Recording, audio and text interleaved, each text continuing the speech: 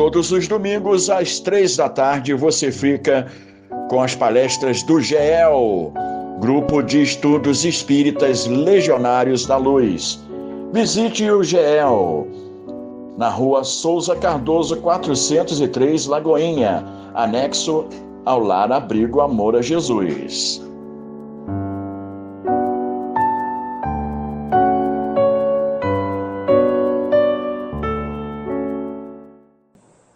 Boa noite, queridos irmãos. Não posso realmente negar a alegria, satisfação de estar aqui nesta casa de luz, esta casa que nos envolve com suas energias, o seu poder, o seu clima, então que nos sintamos assim. Esse tema de hoje é um tema muito importante para as nossas reflexões. O egoísmo e os medos. Vamos lembrar aqui, porque isso tem acontecido com muita frequência, uma vertente chamada niilismo. Quem foi o criador do niilismo? Foi Friedrich Wilhelm Nietzsche. E o que ele pregava? E como isso se disseminou na humanidade? Ele pregava, em primeiro lugar, a morte de Deus. E, em segundo lugar, ele pregava a formação de super-homens. Como assim? A criatura que não segue absolutamente nenhuma regra, nenhum padrão, nenhum dogma, nenhuma orientação, seja ela qual for. Apenas seguir a si próprio. Seus conceitos, suas regras, seus preconceitos. Então isso é uma visão profundamente materialista e terrível. Porque seguir seus interesses pessoais, seguir sua vertente egoística, leva ao naufrágio da humanidade. O egoísta, quando falamos de medos, ele teme. Ele teme o futuro, porque a base egoística não se sustenta.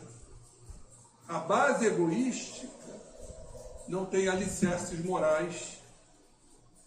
A base egoística leva a criatura indiscutivelmente à dor, ao sofrimento, aos padecimentos que ora estão aí. E não raro, pelo contrário, muito frequentemente, as doenças. O transporte desta visão para o corpo físico, desarticulando as células, acionando mecanismos genéticos de tendências e predisposições para a eclosão das doenças. Quando não, outras doenças que são adquiridas por esta prepotência egoística, nihilista de Nietzsche, um filósofo alemão. A humanidade, queridos irmãos, caminha em vielas escuras. A humanidade caminha, lamentavelmente, no que chamamos de caminhos impérvios, que quer dizer intransitáveis, levando essas criaturas a contorções, a convulsões, a dores e sofrimentos. Mas a nossa querida Amélia Rodrigues, que eu chamo de a romancista de Jesus, que eu sigo, que eu falo dela bastante, ela tem um livro excepcional que nos toca profundamente, porque são as passagens de Jesus com os apóstolos. E por que ela fala com tanta fidelidade? Senão não estivesse lá. Esteve sim. Então eu a chamo da poetisa de Jesus. E esse livro é um livro magnífico, que ela intitulou Há Flores no Caminho. Enquanto muitos irmãos estão perdidos, atônitos, outros já estão procurando se inebriarem com a fragrância das flores. Mas temos que reconhecer, colocando aí a rainha das flores, a rosa com seu aroma embriagante. E ao colher a pétala, vamos nos deparar com espinhos e nos machucamos. O que isso significa simbolicamente? Que mesmo que procuremos as rosas, inalando suas fragrâncias estonteantes, vamos nos ferir. Os espinhos, e aprender com eles. E aí eu compus aqui, eu nunca revelei isso, mas também eu sou um pouquinho poeta. Sabia? Pois é.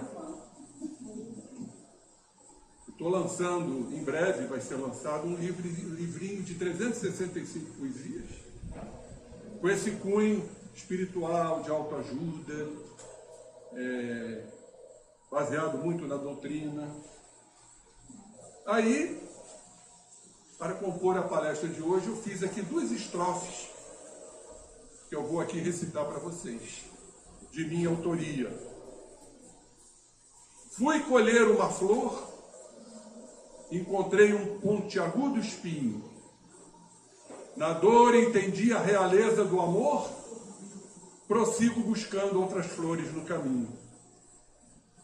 O aroma das rosas cria um torpor, perfumando meu coração. Bela sinfonia passo a compor, o caminho florido será a inspiração. Então, essa poesia que eu trouxe para vocês para ilustrar a palestra de hoje. E a nossa querida Amélia nos diz o seguinte: o homem conturbado dos nossos dias, embora desfrute de comodidades, nós sabemos muito bem, a tecnologia nos levando a esse estado de comodismo, padece de hipertrofia dos sentimentos, sonhando com o cosmo, mas ensanguentando o solo por onde deambula. É o retrato vívido da situação atual. A tecnologia, a internet, as redes sociais, agora a inteligência artificial. No entanto, essas criaturas ainda padecem do egoísmo. E no fundo temem o amanhã pela falta de consistência espiritual, enraizados que estão nesse sentimento considerado o mais radical de todos, que está em nós, uns mais, outros menos. É o egoísmo. Tem uma pergunta do Livro dos Espíritos que Kardec pergunta à espiritualidade: qual o sinal mais característico da imperfeição humana? E os espíritos responderam. A resposta é grande, mas uma frase foi extremamente significativa. Qual o sinal mais característico da imperfeição humana? O interesse pessoal. O eu. O meu interesse. Não se olha mais para o lado. Não se vê o companheiro. Não se coloca nas necessidades alheias. Os sofrimentos que a criatura, muitas vezes, ao seu lado, reclama, suplica.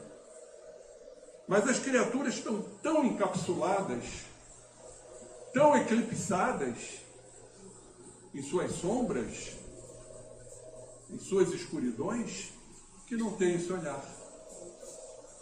Vocês já ouviram um termo, né? Aquele animal usa antolhos. Antolhos são aquelas viseiras colocadas nos muares, nos equinos, para o animal olhar só para frente.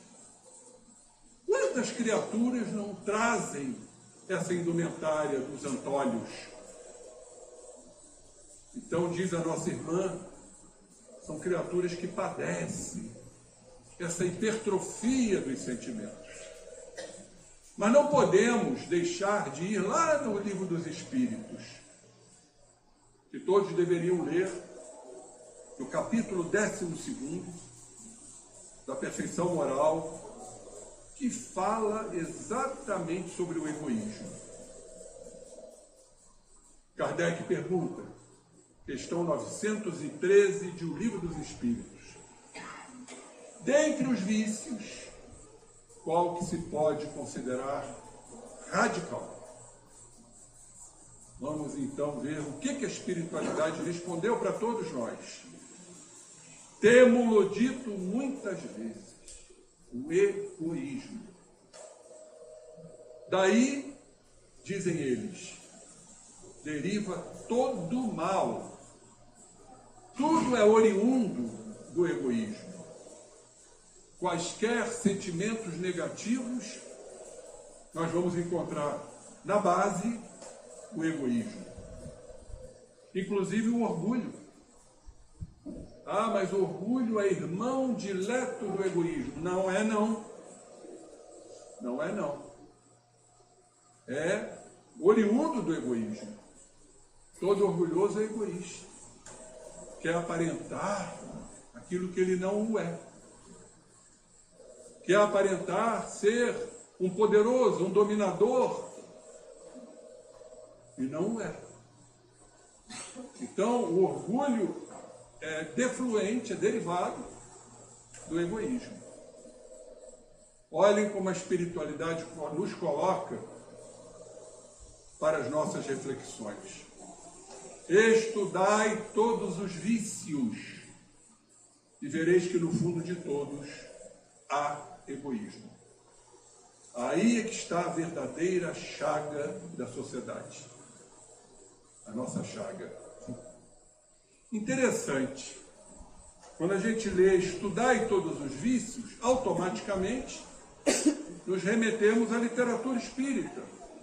Vamos estudar o Livro dos Espíritos, vamos estudar o Evangelho segundo o Espiritismo. Mas não é só isso. Temos que estudar esse vício dentro de nós.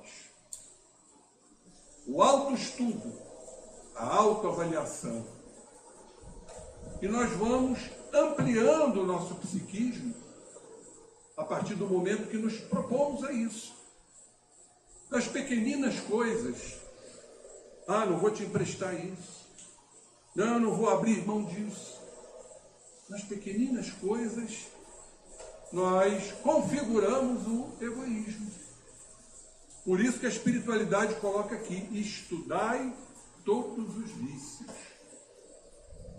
Na questão 917, o eminente Kardec nos diz o seguinte: o homem deseja ser feliz, e natural é o sentimento que dá origem a esse desejo. Por isso é que ele trabalha incessantemente para melhorar a sua posição na Terra. Que ele pesquisa as causas dos seus males para remediá-los. O grande problema, frente a essa colocação kardeciana, é o que é a felicidade? Será que a felicidade encontra-se fora de nós? Nos momentos que são momentos que se passam, que se diluem, que se dissipam, que são voláteis? A felicidade material? Quando não, sabemos perfeitamente bem que a felicidade está em nós. A felicidade, caríssimos irmãos, ela é espiritual. É cumprir os valores exarados, ou seja, anunciados por Jesus, que nos deixou o magnífico legado, as bem-aventuranças, o Evangelho, Jesus. Estava lendo hoje o Apocalipse 1.8, que diz: é o Espírito, Jesus, que foi quando Yeshua, é o Espírito que é Jesus, e é o Espírito que será. Qual é o Espírito que será? O Espírito de verdade. O mesmo Espírito. Ou seja, ciceronando a doutrina espírita.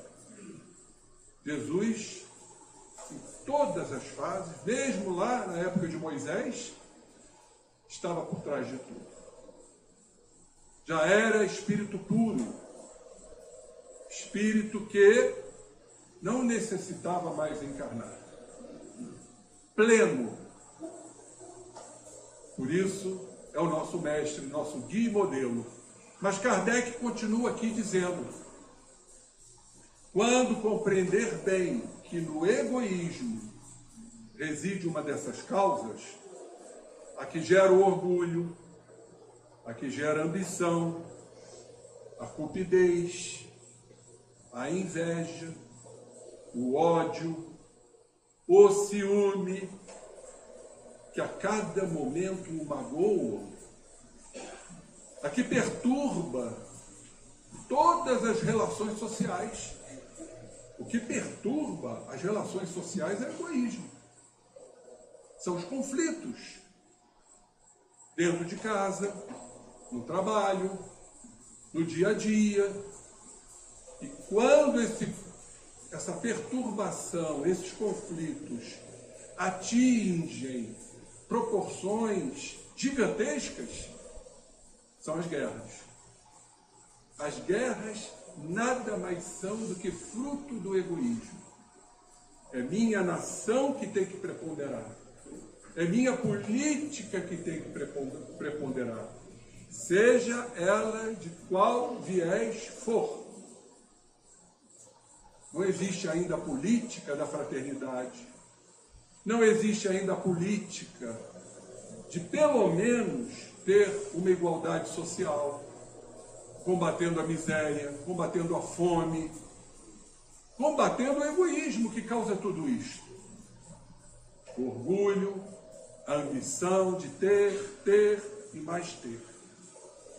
A inveja, esse sentimento que caracteriza o egoísta, o orgulhoso, fracassado. Porque o egoísmo leva ao fracasso. A criatura, então, se sente inferiorizada dentro do seu orgulho exponencial. E aí vem a baixa autoestima, vem as frustrações, e passa a achar que o outro é um vitorioso, quando nem sempre o é. Isso chama-se inveja, cuja base é esse complexo de inferioridade. E o ciúme, hein, gente? Fruto do egoísmo. O que é o ciumento? O ciumento é aquele que tem medo de perder o objeto que ele acha que é seu. É o controlador, é o dominador, é aquele que acha que o outro tem que se submeter ao seu talante. E como o outro também vibra nessa faixa, vêm as dissensões, vêm as separações. Por que os lares não se mantêm? Ou quando se mantém equivocadamente. As criaturas carregando a infelicidade, sem coragem para partir para outros objetivos. Mas hoje, lamentavelmente, a gente vê isso, onde as criaturas preferem ficar sozinhas, no seu mundo. E como elas não gostam muito de ficarem sozinhas, adotam um gatinho, adotam um cachorrinho, que a gente costuma dizer, gato e cachorro não reagem, só abanam o rabinho. Então, evitam o contato, evitam o relacionamento, porque o outro pensa de outra forma. O cachorro e o gato não. Hoje o que está mais dando são os produtos PET. Há uma carreira que recomendo, que é muito bonita, que é a veterinária. Hoje é o que mais a gente vê. Lojas PETs são abertas aí em várias esquinas, porque o ser humano está ficando sozinho, aonde não quer ter o contato, não querem aceitar a opinião alheia. Isso é ou não é o egoísmo?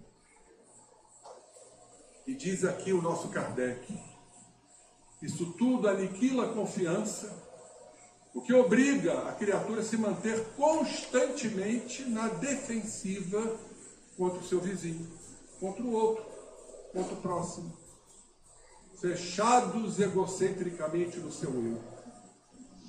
Sabem o que isto representa? Distúrbios mentais, transtornos psíquicos, e que vamos considerar a ansiedade do mundo atual. O ansioso é um medroso, o ansioso é um inseguro, porque na base do processo da ansiedade está o controle. Então as criaturas se fecham no seu mundo pessoal, onde nada ali penetra. E a nossa querida Amélia diz, as nações que se fazem solidárias umas com as outras, quando vitimadas por cataclismos sísmicos e tragédias inesperadas, não trepidam em fomentar guerras lastimáveis de destruição irracional, em que dizimam povos. Estamos vendo isso, gente. Arruinam cidades e economias, derruindo-se também. E diz ela, a prepotência arma a audácia e o pavor campeia no mundo moderno. Não é o que estamos vendo? Tudo isso se alastrando em nosso orbe planetário, agora com mais intensidade. Ainda não evoluímos. Estamos passando por transições, normalmente dolorosas. O que mais a gente hoje observa? Egoísmo, doenças que vitimam as criaturas, doenças chamadas de consumptivas, como câncer, que vai consumindo a criatura. Por isso o velho ditado, não existe a doença, o que existe é o doente. As raízes das enfermidades estão no psiquismo, estão no espírito. Eu trouxe aqui uma colocação muito interessante desse espírito admirável, doutora Anísia da Silveira. Para quem não sabe, foi uma psiquiatra brasileira, foi aluna de Carl Gustav Jung, pequenininha, mas que mulher atuante. Teve um filme agora não, já passou algum tempo, da vida dela, estrelado pela Glória Pires. Esta mulher, de um grande valor, ela levou para os hospícios uma reforma no tratamento. Ao invés de camisas de força, ao invés de medicamentos estupefacientes, ela levou a arte. Entendendo que muitos loucos, muitos alucinados, eram inteligentíssimos. Traziam a arte não explorada dentro de si. E o primeiro livro dela psicografado pela minha amiga Iraci Noronha, que já esteve aqui em Friburgo, que eu trouxe, Reconstruindo Emoções. Ela tem um capítulo que fala das personalidades controladoras e o medo de perder o controle. Ou seja, o egoísmo e o medo de se perder o controle daquilo que a criatura acha que controla.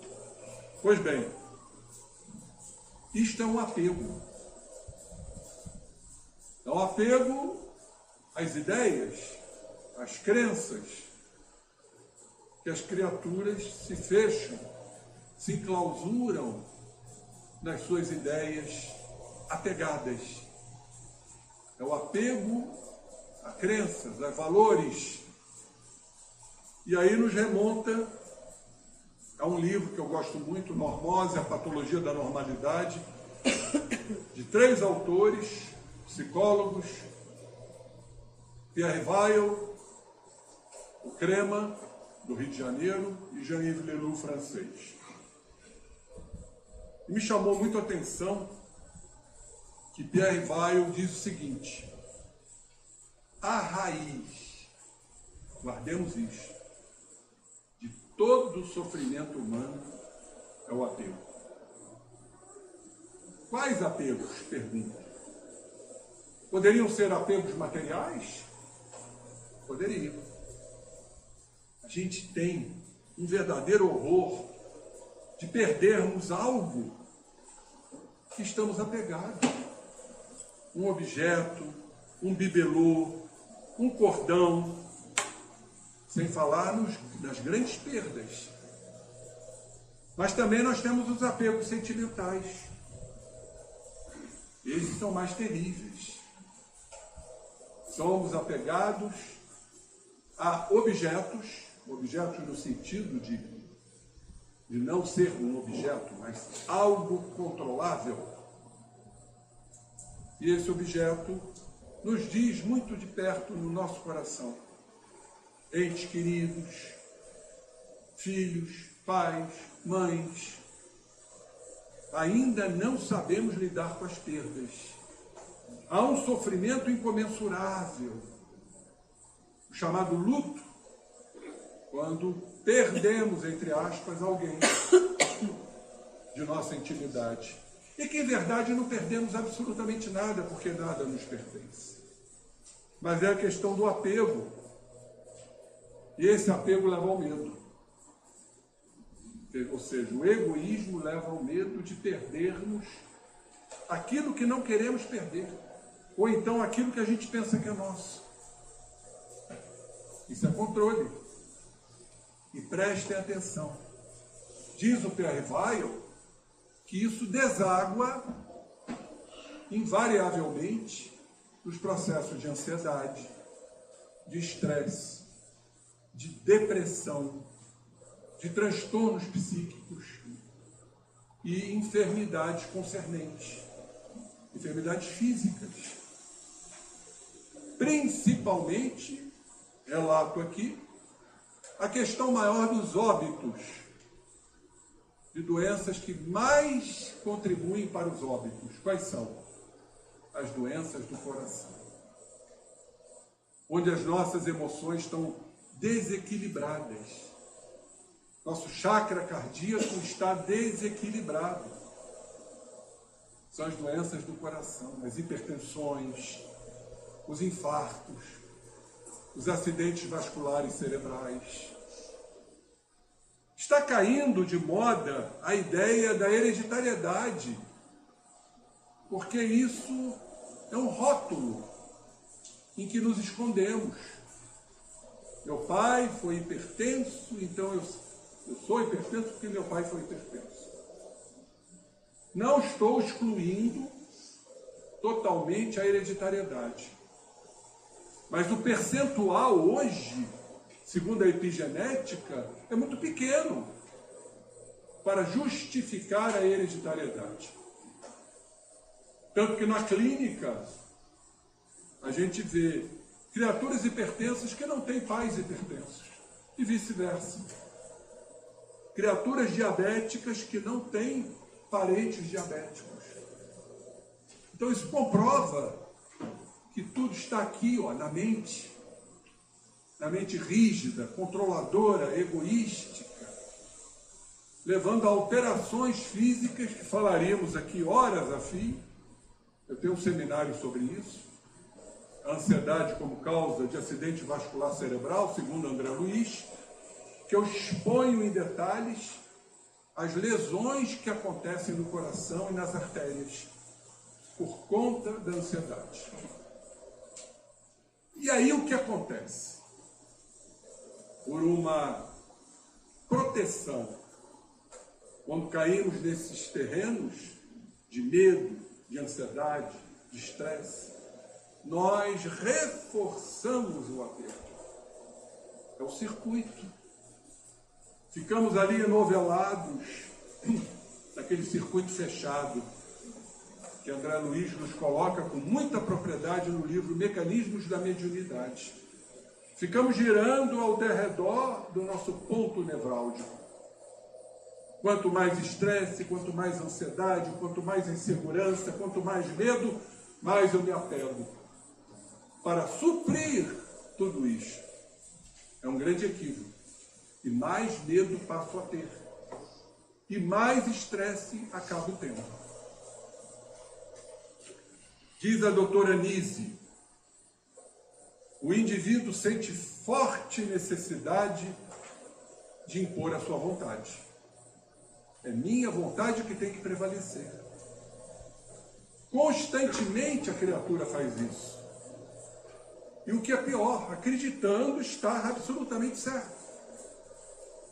Sua postura, suas decisões serem sempre a melhor posição. Olha aí o egoísmo, o orgulho. As minhas ideias são as melhores. Como também suas escolhas serem o melhor caminho.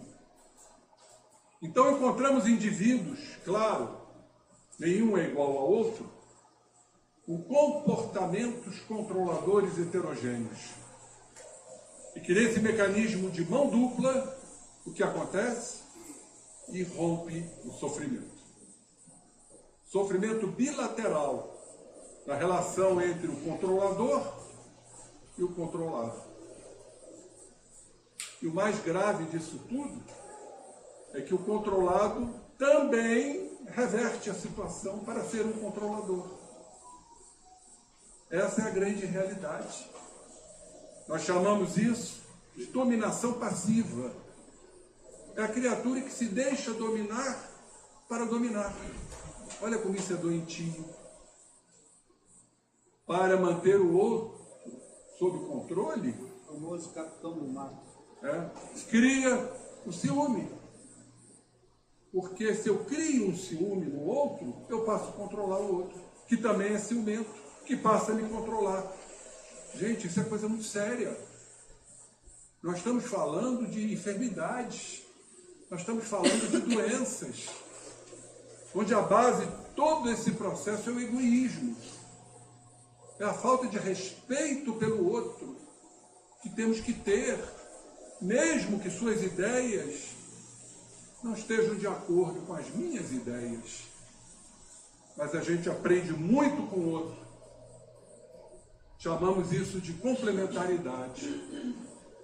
Vamos abrir nossas mentes e entender que o outro está complementando, de alguma forma, uma ideia, um posicionamento, como a gente aprende com isso. Mas a criatura está fechada.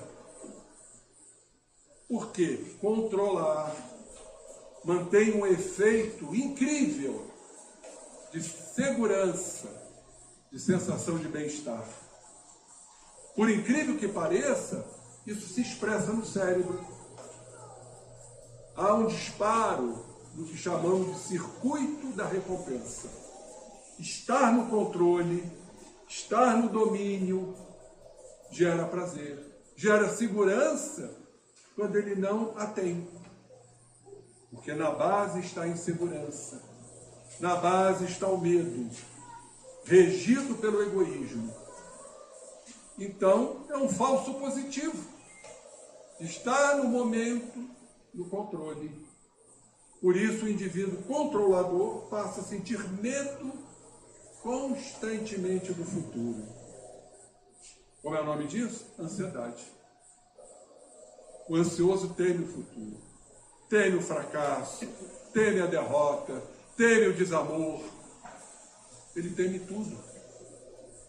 Ele teme perder as coisas que ele acredita que está no domínio. Então esse medo de não saber se conseguirá manter tudo sob seu controle, até por conta da impermanência das coisas, porque tudo é impermanente, a nossa existência é impermanente. Todos nós sabemos que vamos desencarnar. Todos nós sabemos que não duraremos muito tempo. O que são 100 anos para a espiritualidade? Nada. Absolutamente nada.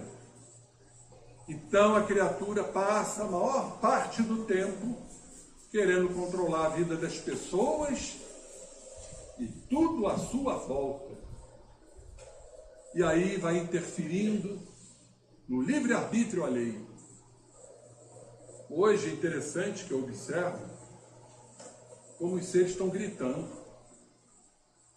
Os diálogos são aos gritos. As pessoas não falam mais mansamente, mais placidamente. Por que gritam? Porque querem impor a sua ideia. E o outro passa a gritar mais. Será que vocês não observam isso? Há uma constante interferência no livre-arbítrio. Não há sugestões que impõem seus desejos para que, de alguma forma, sua vontade sempre impere. A criatura ignora qualquer limite para ocultar a sua fragilidade. O egoísta é frágil. O egoísta é inconstante, é inseguro. Está sempre na instabilidade. Então, quando se depara diariamente com novas situações e sentir a insegurança de não ter o controle sobre tudo, estará procedendo neuroticamente. Nós estamos falando no linguajar psiquiátrico de neuroses. O medo é uma neurose, é uma grande neurose. Sem saber como fará para controlar o que vem pela frente. Isso lhe causa um medo desproporcional, que nós conhecemos na medicina como transtorno do pânico, um transtorno maior da ansiedade. É um medo desproporcional. E a criatura se torna refém de si mesma. O indivíduo controlador, como na maioria das vezes, nem sempre atinge o seu objetivo. E o que ele faz para tentar impor? Isso é um capítulo importante que temos que relatar. Então ele se torna rígido. A rigidez controladora. Tanto para os outros como para consigo mesmo. Dessa maneira ele sofre, tortura-se pela própria rigidez que desenvolve. Eu abro aqui um parâmetro das doenças da rigidez, que nós conhecemos muito bem. Então é mais fácil atribuir determinadas lesões ósseas, musculares, a vários fatores. O trabalho, a idade, quando esquecemos dos fatores psíquicos responsáveis pela rigidez. Então a gente encontra hoje jovens com lesões que até bem pouco tempo eram consideradas doenças do idoso. Jovens com artrose, jovens com hérnias, tão cedo já com hérnias.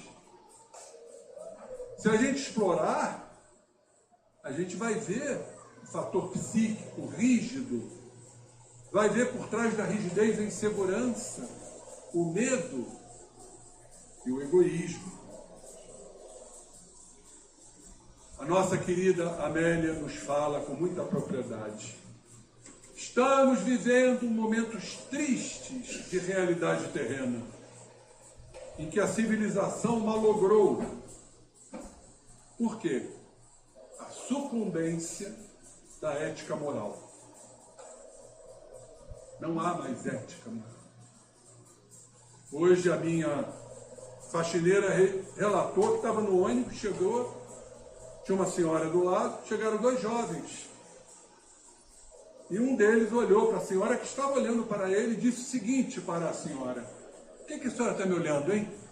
Ó, não me olha muito não, que hoje eu não estou com Deus." Hoje estamos vivenciando isso, a falta de respeito. Eu fui de uma outra época, eu não estou aqui enaltecendo os tempos antigos. Mas fui educado, por exemplo, a estar no ônibus, ceder um lugar a uma pessoa mais idosa, a uma mulher grávida. Hoje não existe isso. O que a senhora está me olhando? Não olha para mim não, que hoje eu não estou com Deus.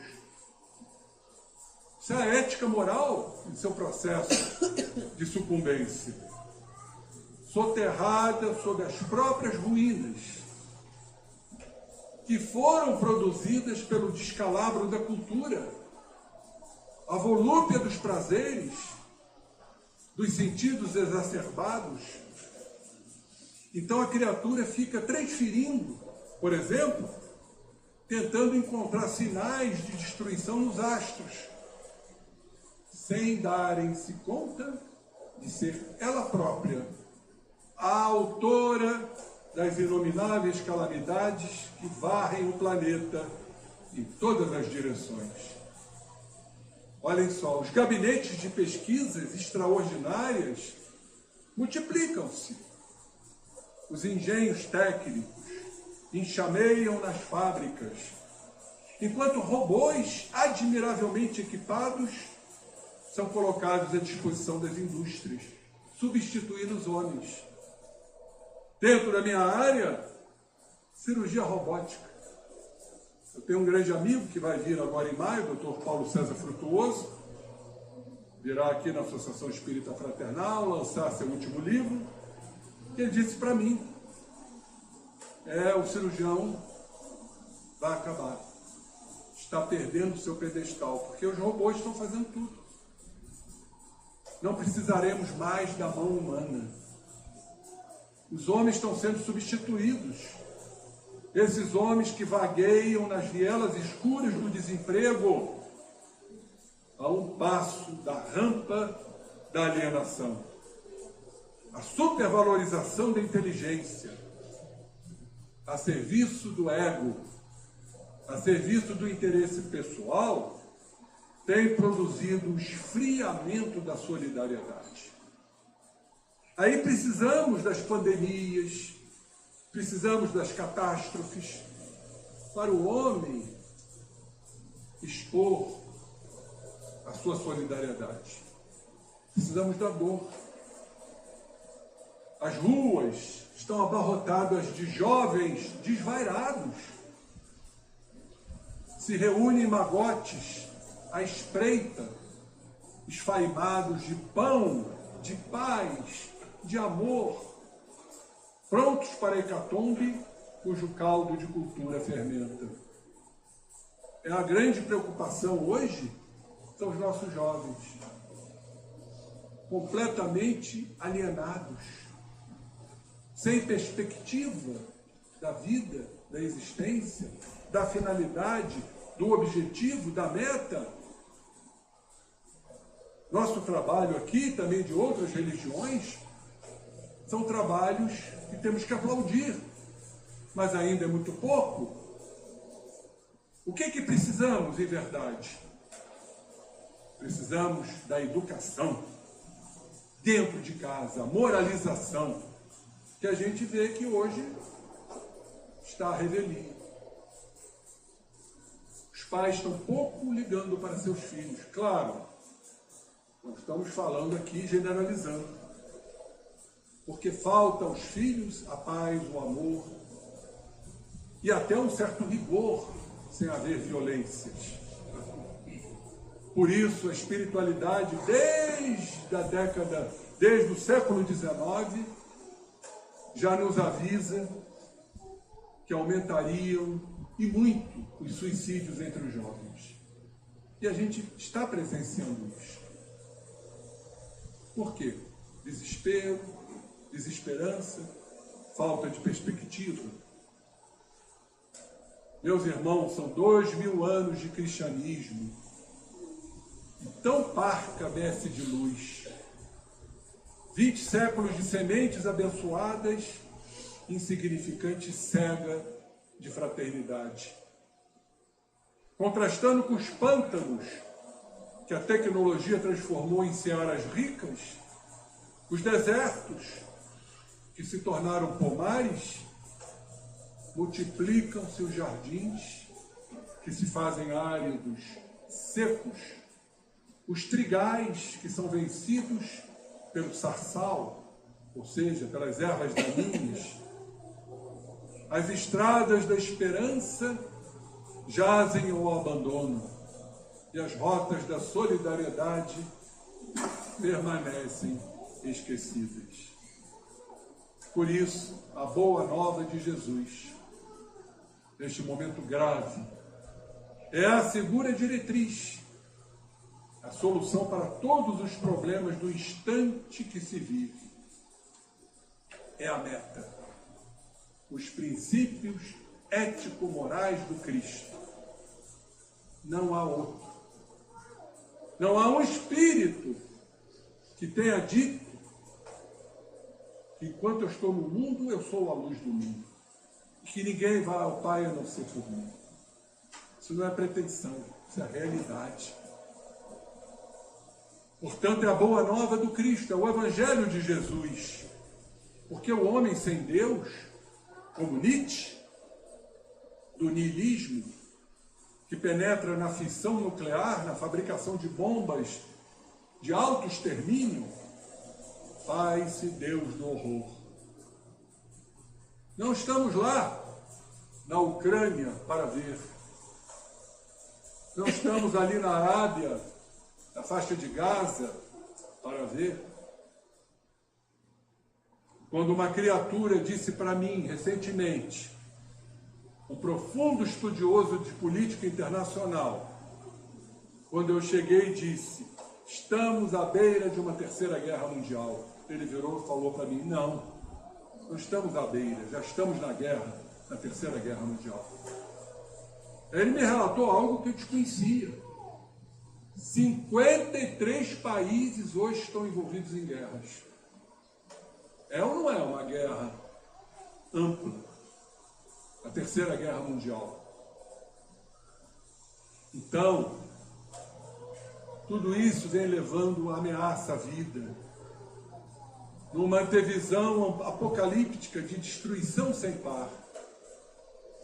Não obstante as aflições e apreensões existentes na consciência humana generalizada, a mensagem do Cristo permanece viva. E obreiros do seu Evangelho levantam-se para proclamar a hora chegada, o amanhã melhor. Nem todos enxergam a beleza que já reponta na terra sofrida. São os cegos que conduzem outros cegos. Diz a nossa querida Amélia, há flores no caminho. O caminho está referto de flores. O que nos falta é olhá-las. Ao invés de olharmos para dentro de nós mesmos, os nossos interesses, olhemos as estradas da vida.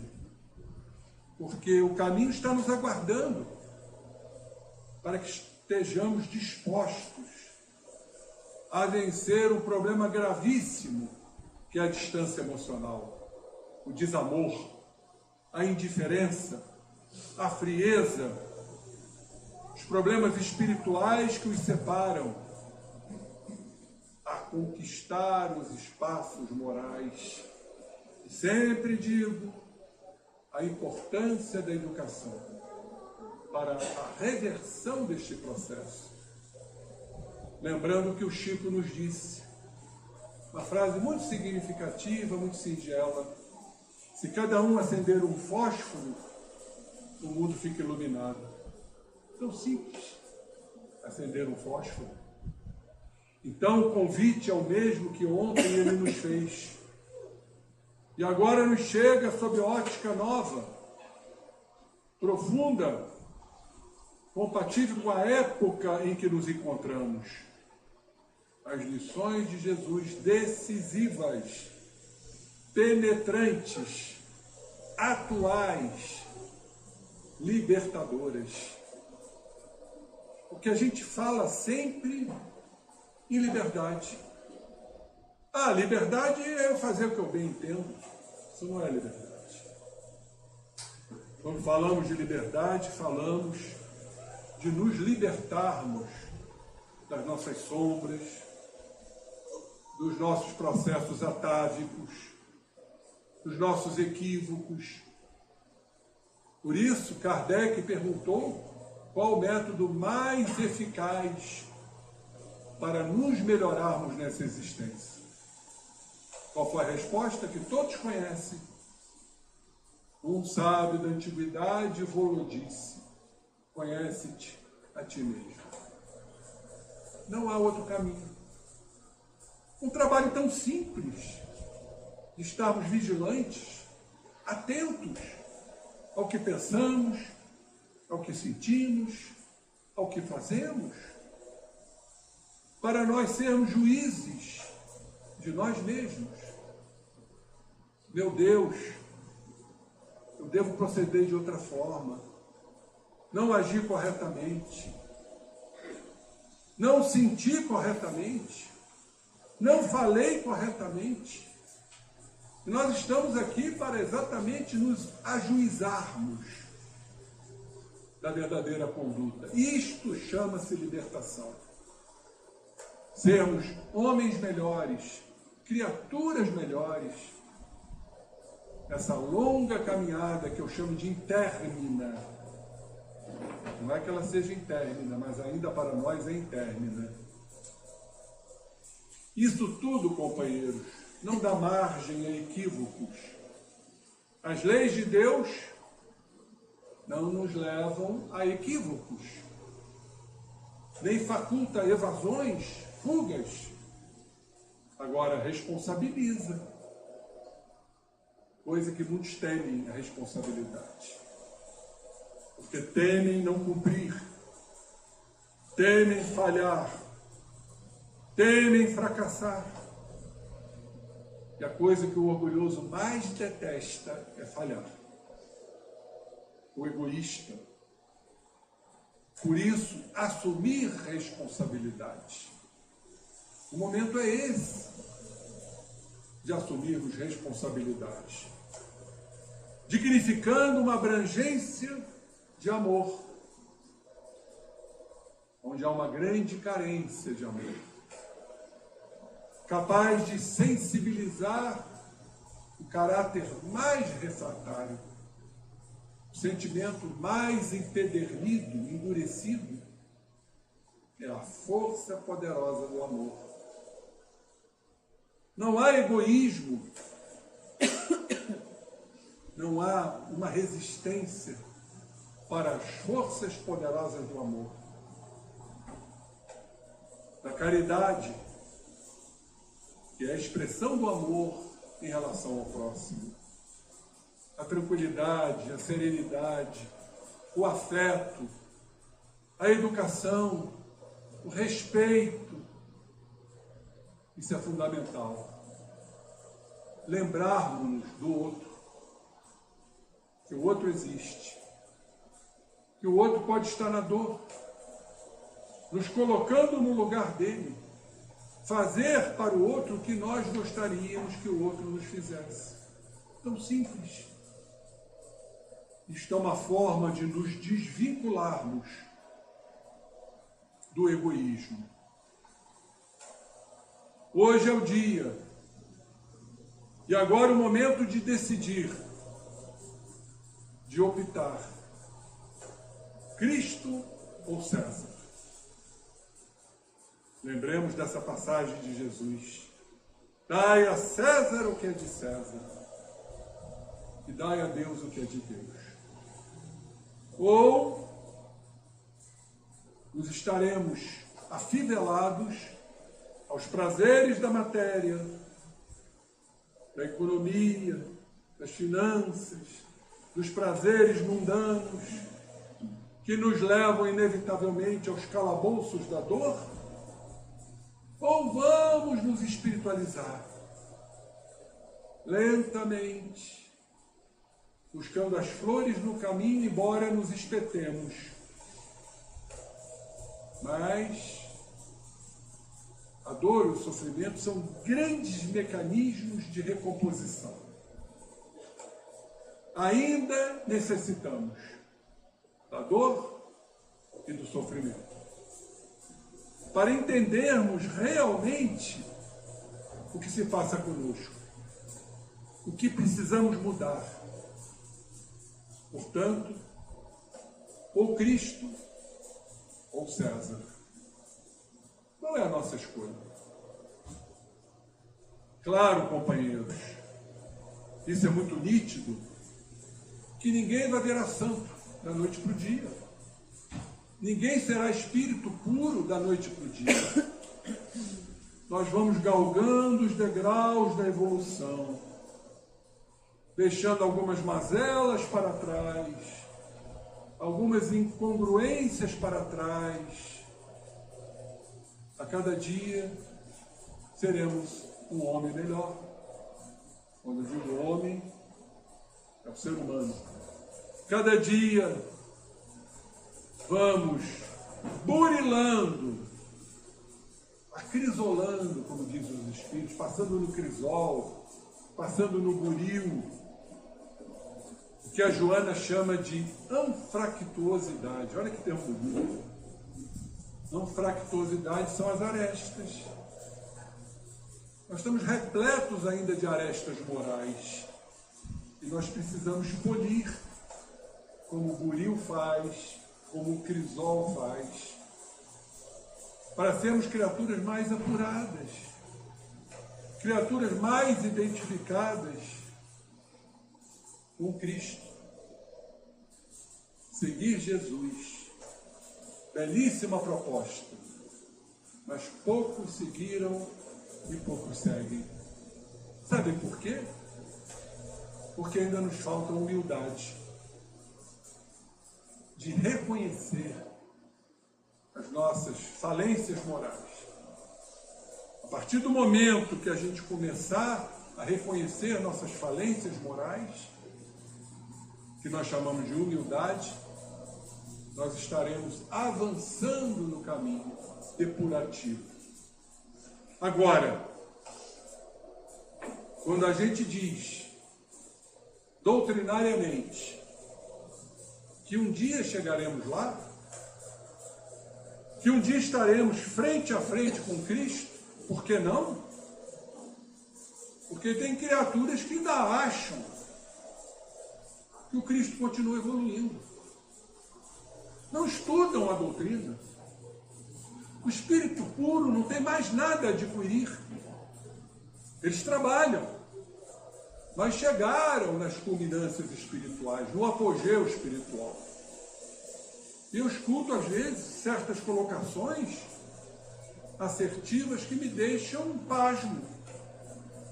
Ah, Jesus é controlado e regido por espíritos solares. Pelo amor de Deus! Então Jesus não é puro. Se tem alguém regendo Jesus, é porque tem alguém superior a Jesus. Isso é antidoutrinário. E eu escuto isso com muita frequência. Meus queridos irmãos, é uma advertência. Vamos estudar a doutrina. A doutrina é belíssima. A casa espírita se predispõe de tarefeiros abnegados, altruístas, de estarem aqui sacrificando seus afazeres para ensinar, porque conhecem um pouquinho mais. Estudo sistematizado da doutrina espírita. É aí que a gente aprende as nuances da doutrina. Essa doutrina que é o Consolador prometido, que é o próprio Jesus. Eu rogarei ao Pai, e Ele lhes enviará outro Consolador, Espírito de verdade, que é Ele próprio, que trará novas lições. Por que novas lições? Porque não vamos ver mais as coisas sob a forma de parábolas. A ciência já está desvendando essa visão parabólica. Então, rememorando meus ensinamentos e trazendo novas lições. Essa é a doutrina. Temos o máximo respeito por quaisquer doutrinas, desde que estejam vinculadas ao bem, ao amor. Mas a doutrina espírita é o Consolador prometido. Está lá na Bíblia. E veio como um Espírito de verdade. Qual é o Espírito que se cognomina verdade? Tem algum? Para mim é só Jesus. E ele não disse, eu tenho a verdade. Ele disse, eu sou a verdade. É diferente. Então, queridos irmãos, por isso eu trouxe esse tema que nos diz muito de perto. O egoísmo, nossos medos, nossas inseguranças. Mas estamos aqui, espero eu, para todos nós, inclusive eu, trabalhando com humildade, com reconhecimento, para avançarmos no caminho traçado, lindíssimo, que Jesus nos deixou. Não só estrelas, caminho atapetado de estrelas, mas também de flores, porque há flores no caminho, como disse a Amélia Rodrigues.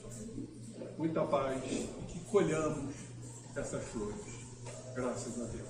Vou pedir ao nosso irmão, vou explorar mais ainda ele, né? Para a prece final. Vamos aproveitar esse momento de arrebatamento, de arroubo espiritual, nos desvencilhando das impressões físicas, materiais, para que sintamos a nossa alma a clamar, a suplicar a presença da paz, da harmonia e da alegria. Imaginemos, portanto, na nossa tela mental, um grande jardim, onde há muitas flores multicoloridas, cada uma com sua beleza especial, e nós estamos transitando no meio delas, à procura da rainha das flores. Divisamos a rosa com as suas belas pétalas avermelhadas ou esbranquiçadas, as rosas vermelhas e as rosas brancas, a se abrirem, representando a figura de Jesus, se abrindo para todos nós.